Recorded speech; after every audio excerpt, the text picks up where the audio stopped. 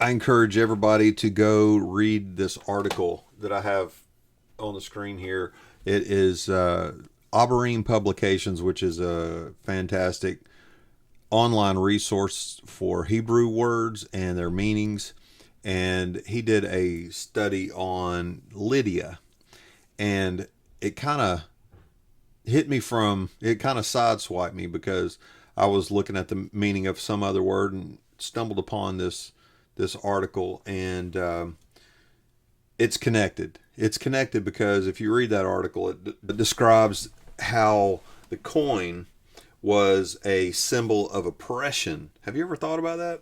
Maybe somebody came into the land and took over everything, and the first thing that they do when they take over the land is to take over the wealth. Is they'll take whatever image is on that, and they put their own stamp on it. They put the stamp of the new, and so it's not only a sign of oppression, but whatever message that the new dictator wants to get put out there is going to be written on the. It's the story that they're going to tell. It's going to be the myth that they're trying to push about who they are, and so whenever anybody has to have currency for their food, they have to have that symbol of the oppression. And the thing that's written on this article here is is that if we really want to take Jesus seriously, and if we really want people to be free, then do stuff for free. Have you ever thought about that?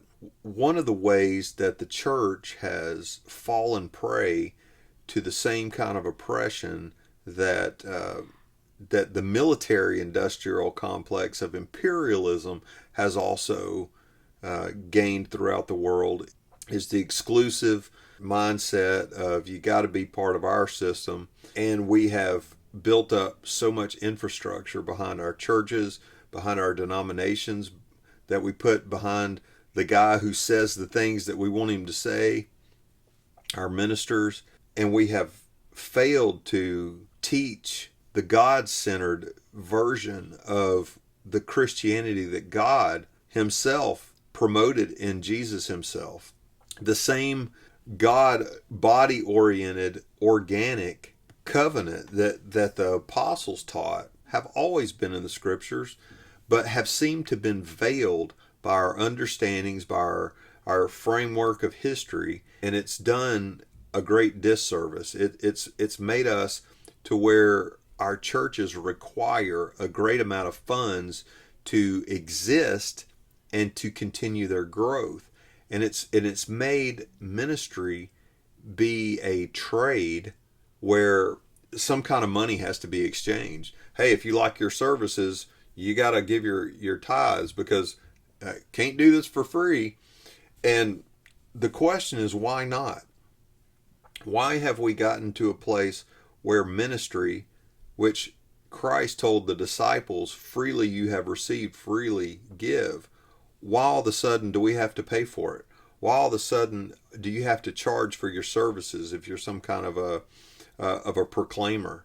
And that's why we've gone so far off the rails. Now, a lot of people won't even agree with my assessment on these things, but I think it's a thing to think about. It's something to seriously consider, that if the church requires so much money, where does money come from?